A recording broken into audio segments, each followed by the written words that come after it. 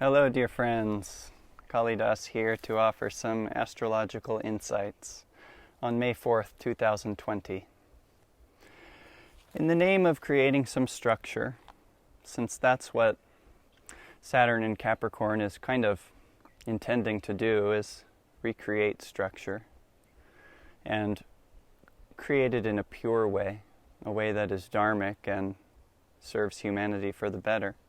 In the name of creating structure, I am going to tell you about a little structure I've come up with to perhaps something that you can expect when we watch these live satsangs. First, I will review what we talked about the previous time. Intro recap, sort of. Then I'll talk about the planetary movements for the current cycle that we're in. And then I will speak a little bit about an explanation about those planetary cycles. And lastly, I'll try to tell a story to illustrate perhaps the right attitudes that we can hold to these cycles that we're in, because they're no doubt challenging. So first of all, we've been speaking about how Mars was moving with Saturn and Jupiter for some time, and that signified a great battle in between light and darkness, and Mars was kind of passionate. Both sides are absolutely certain that they're right. And this is how arguments go. This is how wars are started. Both sides are absolutely certain they're right. Even in your own personal wars, your personal arguments, both sides are usually absolutely certain that they're right. And that would be that Mars in us. And that Mars is your third chakra. And when it's absolutely certain that it's right, it goes down the spine to the first chakra of Saturn. In other words, we're attached to our viewpoint. And we should beware of this because we can destroy very precious relationships when we refuse to release our point of view on issues. As Asha, a great teacher, says, some of the best tests on the path are the ones where you know you're right and you still have to let go of it and trust that God is in charge. So Mars has now moved into Aquarius, and that is good news. In a few more days, he'll move out of the nakshatra called Dhanishta, which is a Mars nakshatra. So he may still have some power to affect our own patience levels for the next few days. But once Mars moves into a new nakshatra, it shouldn't be so. He probably will not be so linked to the Saturn and Jupiter battle that is going on in Capricorn. So, let's speak about that, because today I'm going to talk about how this might individually affect you. Now, if you do not know what your ascendant is, if you do not know what was rising on the east when you were born, you should know. It's a helpful thing to know. And it's kind of like your very first, they say your first impressions of life, but Swamiji Kriyananda, he speaks of it as the way you receive the rays of your karma is revealed in the ascendant. It's very interesting to ponder, but what I'm going to try to do today is speak a little bit about the 12 different places that you can incarnate. There's 12 different signs in the zodiac, Taurus, Libra, etc. And what was rising when you were born sets the rest of your 12 houses in your chart. So Saturn and Jupiter are in this battle in Capricorn, but what house is that for you? Because that will tell us something very important about the next few years of your life, of your growth, of your struggle, and your victories. Where will those happen? So the first constellation is Aries. The first of the zodiac is Aries. It is a Mars sign, and if you are an Aries ascendant, then this Saturn and Jupiter are in your 10th house, and this involves your career.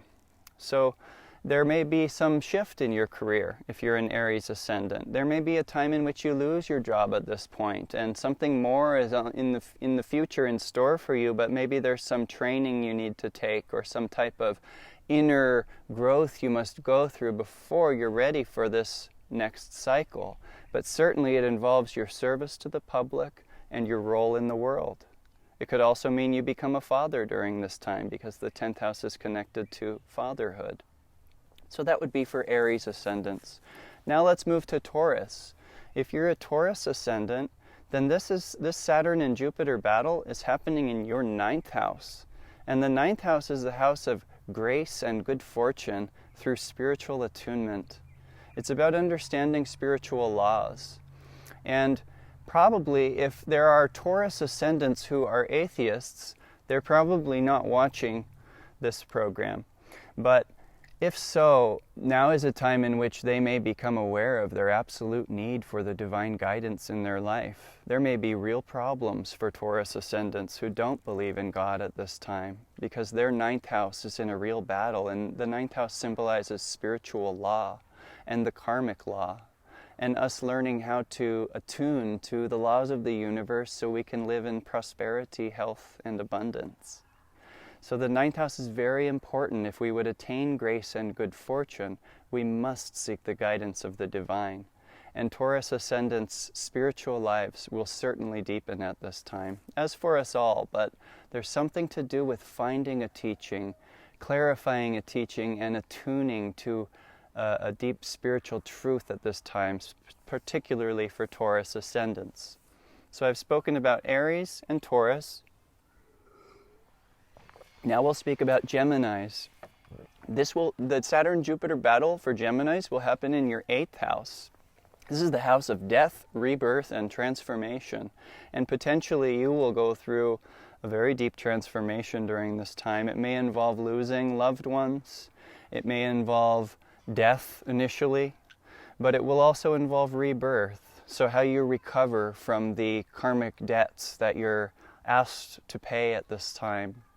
It could include loss, it could include death, but it could also, and even more importantly, include death to parts of yourself that no longer are serving you, and rebirth into a new affirmation of life, a new habit, a new way to approach challenges. That could be the rebirth. And what is transformation? At the end of the 8th house, we always get transformed. And as my teacher Drupada says, 99% of people's lives, they're all cursing Saturn, and in the last 1%, they all say, thank you. And this is because of Saturn's transformational power. And if you are a Gemini ascendant, Saturn is currently in a great battle in your 8th house of transformation. So you can be sure that the next 2.5 to 3 years will be full of little deaths where you're able to let go of what you wish were happening, a rebirth in which you embrace what is happening and trust it as a manifestation of the divine for your own good, even if you can't see that yet. And then ultimately the transformation, the reaping of the benefit, the great hidden blessing that was inherent all along in the great challenge that you may have resisted at first, but now have finally got in tune with and begun to transcend this part of your karmic debt. It's very liberating. So the 8th house is very special. So if you're a Gemini ascendant, be strong in your spiritual life at this time and be willing to let go of what you think should be and embrace what is, because certainly it contains transformative blessings. Next will be Cancer ascendants. If you're a Cancer ascendant, Saturn and Jupiter are battling now in your 7th house of relationships, of marriage, and your marriage partner, and those people who you live with every day. It's very beneficial when you have 7th house karma coming through, which if you're a Cancer ascendant is certainly true, to focus on service to other people. How can I uplift other people? How can I make them happy? As Swami Kriyananda says, if we want love in our lives, we should begin loving. Or the way he actually phrases it is, one finds love not by being loved, but by loving. And if you seek to be served by your partner in some ideal way, then replace that word love with service. One finds service not by being served, but by serving. And a great Ananda motto is, service is joy. It's its own reward. When you give without expectation of reward, an inner joy bubbles up to remind you of your own divinity. So if you're a Cancer ascendant, service to others, service to the partner, harmony with the partner should certainly be prioritized at this time, in which you may be tempted to think negatively about the people that you live with all the time. And instead recognize those negative thoughts as shadows on your own moon, and bring your moon into the light of the sun here and say, God, I no longer want these negative shadows on my moon. I want to be a full moon, an enlightened soul that brings light and love to my partner, to my loved ones, to the people that I live with every day. So now I've gone through the first 4 ascendants. There will be 8 more. There's 12 different ascendants. And if you don't know your ascendant, please email me. I'll let you know what your ascendant is. And if you would like to review this class and find out a little bit about what this battle is in whatever house it is for you, because it will matter according to what your ascendant was at the time of birth. One requisite is that you must know the time of birth, the time that you were born during the day, and where. So next we have Leo ascendants. Leo ascendants will be 6th house battles at this time. Saturn and Jupiter are in a battle for light and darkness in the 6th house for Leo ascendants. And what that means is something to do with them working very hard and focusing on some type of project with all that they have, all their energy. The 6th house is a house of focus, of groundedness, of showing up on time, of being there every day. Like Cal Ripken from the Major League Baseball, he was called the Iron Man. And that was because he never missed a day. For like 20-something years, he was always on the baseball field every single day of the season. So the 6th house is showing up on time, doing the best job that you can, being serviceful, and it also has to do with physical health. It has to do with your healing of any malady of your own body, and it also has to do with you helping others to heal. And again, the 6th house is a house of groundedness, so you'll want to learn how to take care of the physical body if you have yet failed to do so. If you're a Leo ascendant, health challenges could come up at this time as a result of previous neglect of the physical body. But it could also have to do with helping others to heal, helping them to become aware of what they might do to increase their own healing during this time.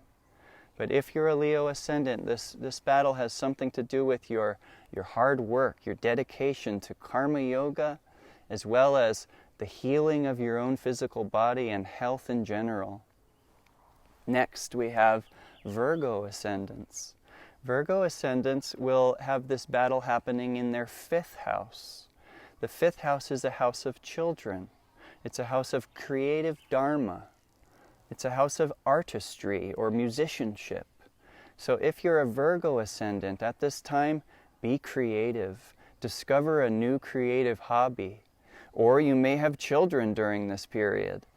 And Saturn and Jupiter will be in this battle for a couple of years. So beware, if you don't want to have children, or if you do, be praying about it and ask for God's will to be done in your life, because that most certainly will be what brings you the most joy, growth, and freedom. Not my will, but thy will, O God.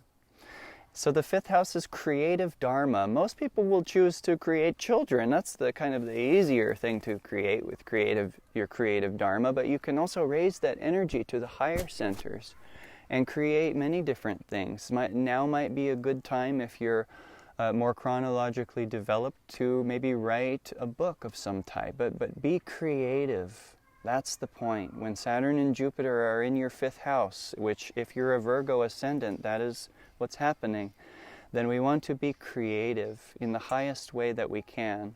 And also learn a new musical instrument or take a painting class online, or do something with your creative energy other than just let it pour out into the senses and become depleted. Because if you want that Jupiter to win the battle in the 5th house of your chart, if you're a Virgo ascendant, then you need to raise your creative life force in the spine, particularly to the heart and to the frontal cortex of the brain. And that can be done through deep inhalation, repetitions, and visualizing a river carrying your energy upward in devotional offering to the divine. So next we have Libran ascendants. Libra will have this battle of Saturn and Jupiter happening in their 4th house of mother, of home, and of family.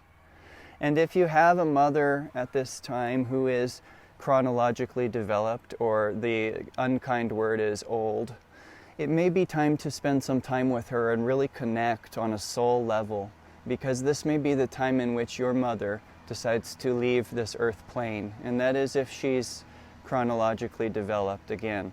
And mothers, homes, and families, you may move your home at this time. A home may be built during this time. You may build a home. But the fourth house has to do with mother, with home, and lastly, with family. Connect with your family if you're a Libran ascendant at this time. You never know when they're going to depart this world. And Saturn and Jupiter in your fourth house may also bring some stress into your home, into your family life. I'm a Libran ascendant. This is my home behind me. And certainly, yes, Saturn and Jupiter has been in my fourth house. And we've been having great times working through our karma together. The key is recognizing that harmony is more important than being right. Recognizing that friendship is infinitely more valuable than your opinion being believed. No matter how well you describe it, it won't become the other person's point of view.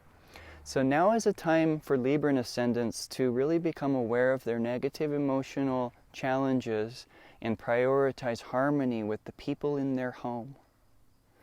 Next we have Scorpio ascendants, and Scorpios will be challenged in the way of this Saturn and Jupiter in their third house, and that is the house of your free will, of your brothers and sisters. So be aware of harmony with them at this time, and then also your friendships and the things that you choose by your free choice, such as hobbies and interests. You may become aware during this time of certain hobbies that are no longer serving you, and it may be time to think about other more healthy hobbies you can replace. And that's the way that Yogananda explained we could cultivate healthier habits and get rid of bad habits. Was to get rid of a bad habit, you have to have something else to put energy into. So the energy goes through your brain in a certain way towards a certain habit, and that will keep strengthening if you keep repeating the action. But to do a new habit takes that energy and goes to a new brain groove, and you start to create a new one. It can take some time, some patience and dedication. But if you're a Scorpio ascendant, Saturn and Jupiter are in a battle in your third house of hobbies and free will, and you want to make sure that your free time is actually free, that you're not bound by destructive habits. So what is free time? I would say it's any time in which we're aware of what we really are. In the present moment, we are a manifestation of God's love, of God's joy. And we can even be at work. And Americans don't call that free time, but it can be free time if we remember we are God's child and we're living for joy and service and love, and He will fill us with His presence when we make affirmations and intentions to live in that way. So next we have Sagittarius ascendants. If you're a Sagittarius ascendant, this Saturn and Jupiter battle is happening in your second house of material security. This is everything that you view as keeping you safe in life. Most people think of money as the first top of the list, but people put lots of things in that second house. What is in your second house? If you're a Sagittarius ascendant, now is a time to really decide, where do I find security? Where is my material security, and from whom does it come? The answer is God for everyone. Sometimes God uses people to give us monetary security. Sometimes we have a good job. But the second house is all about material security. And if you're a Sagittarius ascendant, there will be some challenges going on with your material security. Money, things, possessions, food, bulk storage of food. You know, all of these things that we see and lean on as security. But what is the secret to the second house? It's recognizing what is security. And I recommend you answer these 3 questions if you're a Sagittarius ascendant. First question, where did you come from? Second question, what are you doing here? And third question, where are you going when this temporary journey is over? That is security, being able to answer those 3 questions with your whole heart. And I recommend as your first place to search the path of yoga, because it will answer those questions for you. Then we have Capricorn ascendants. If you are a Capricorn ascendant, this is happening right on your ascendant, this Saturn-Jupiter battle. And this has to do with your personal dharma. It also has to do with your physical vitality. What I mean by personal dharma is your whole purpose in life may change over the next couple of years. You may decide you want to do something entirely different with your life. There may be leadership roles in which you are called to. The first house is related to leadership and also your personal character development. Do you like the person you are? Is your mind an entertaining place? Because if you find that you slip into moods very easily, or if that you aren't very secure about who you are as a human being and your character, then now is a good time to work on character development. And the first place you might want to start is be happy. Choose to be happy now, and that will improve your character. Try to open your heart and affirm that life is about loving the people God has given me in my life. That will contribute to your character development. But when we live for God and when we ask for His direction, we can be sure that everything He sends us will certainly contribute to our ultimately becoming the person that we've always wanted to be. And so for Capricorn ascendants, your personal dharma of character development, as well as your physical vitality, is in question at this time. So take care of yourself and take care of your thoughts, that they become positive, that your mental citizens be positive and full of good intentions. Next we have Aquarius ascendants, and we're almost done. We have Aquarius and Pisces. If you are an Aquarian ascendant, Saturn and Jupiter are in this battle in your 12th house. And this is the house of loss. This is the house of sorrow. Does it have to be loss and sorrow? No, it does not. But if we believe that things have to look a certain way for us to be happy, then now is not a time that we're going to be happy, because things are changing, and they're changing fast. And the 12th house is a question: what do you want to lose? Because you can choose. Do you want to lose your egoic attachment to the way life proceeds? That would be a very transcendent choice of what you want to lose. Do you want to lose your habits and things that no longer serve you? Perhaps it's time to resituate yourself in the world. Perhaps your environment. Do you want to lose your environment? Is it no longer serving you? So 12th house is a time in which we must surrender things. So if you're an Aquarius ascendant, be prepared to be tested in major ways. And keep in mind this very simple wisdom: let go and let God. Because the 12th house is a very serious place spiritually, in which we can either attain liberation or we can leave the path. We can lose those things that are most valuable to us, or we can offer ourselves completely for guidance from the divine and say, all is yours anyway, nothing is mine. Because a little simple reflection will show you that everything that you think is yours is eventually going to be taken away by either death or the fickle nature of this universe. So why not give it all ahead of time? If you're an Aquarius ascendant, now is the time to surrender your life to God. And then lastly, Pisces ascendants. If you are a Pisces ascendant, this Saturn and Jupiter battle in Capricorn will be going on in your 11th house. And that is the house of gains, of community, of attracting assets in life. So this will be a very good time in which to find out, where are my people? Where is my community? Who are the people that can strengthen me and who I have something to offer to? The 11th house is living for something bigger than you. So be on the lookout for an organization or a group of people in which you can both help and be helped by. Because the 11th house is a house of real assets. And if you're a Pisces ascendant, there's something going on in you deciding, what group of people do I merge with best? What environment of people best serves me in my spiritual aspiration? The 11th house can be immensely beneficial to us. When we surround ourselves with like-minded people, we have one of the greatest assets that this life can offer. Environment, positive environment. So now I've gone through all the 12 ascendants and what might be going on for you according to your ascendant. And lastly, I'm going to tell a story.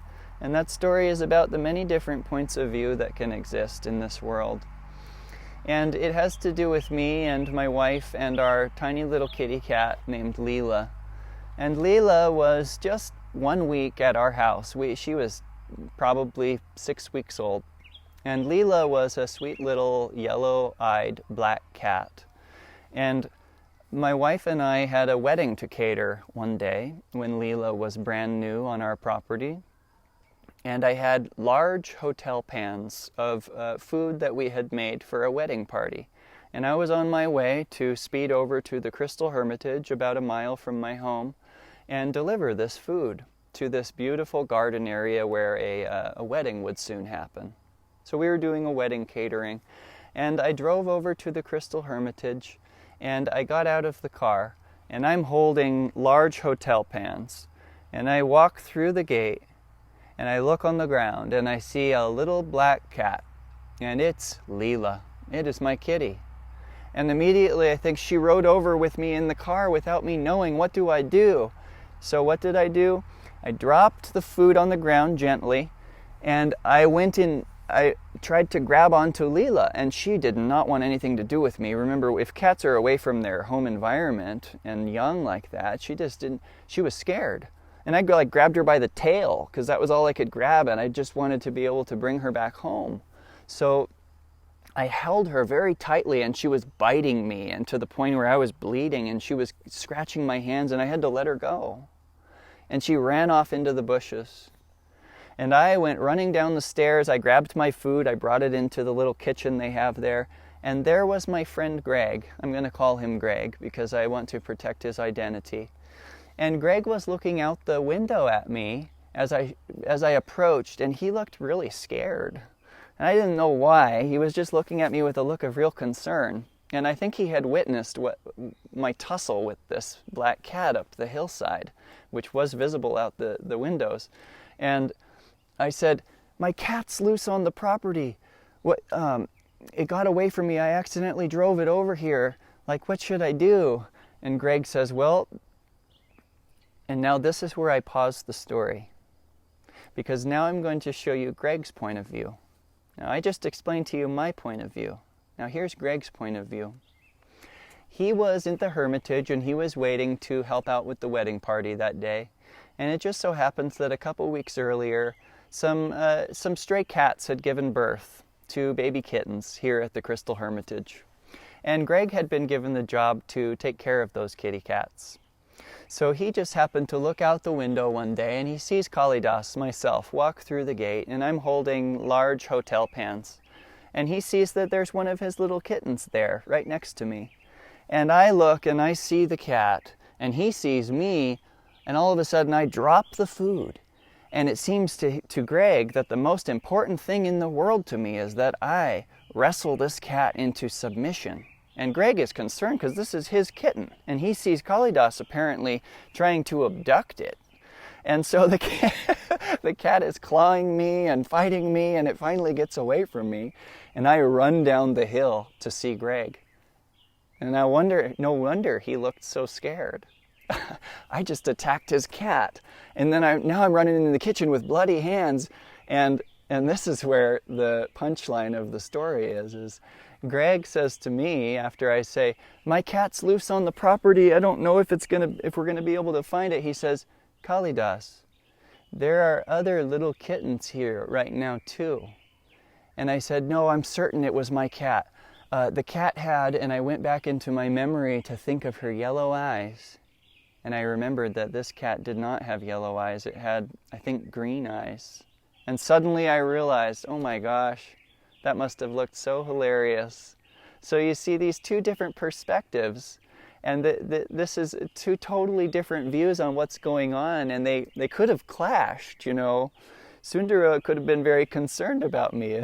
I just revealed his real name. But Greg could have been very concerned about me because I was attacking his kitty cat. But what was really happening was two different points of views colliding. And so according to your ascendant, where you were, what was rising on the east in the zodiac when you were born, it's going to situate all the planets in a specific house for you. And that is the lens through which you will view the world. And this is why we must respect other people's viewpoints, especially at this time in which there's very huge amount of lack of clarity of what's really going on in the world. We must first respect, call humans our brothers and sisters, prioritize harmony, and recognize that they're seeing life from a completely different perspective than us. Just as I thought I needed to rescue my kitten, and Greg thought that I was a passionate abuser of kittens.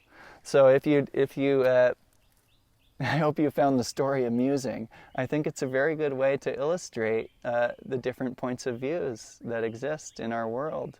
So remember, according to your ascendant and according to the rest of the houses in your chart, you have a lens through which you view reality, and you cannot expect other people's lenses to be exactly like yours, due to your past experiences, teachers, mentors, friends, and all of that.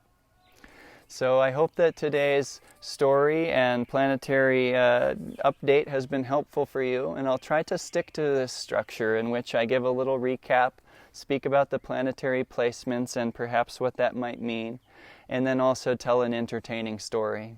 So thank you for joining me today. It's been a great joy to share with you, and I look forward to Thursday. God bless you.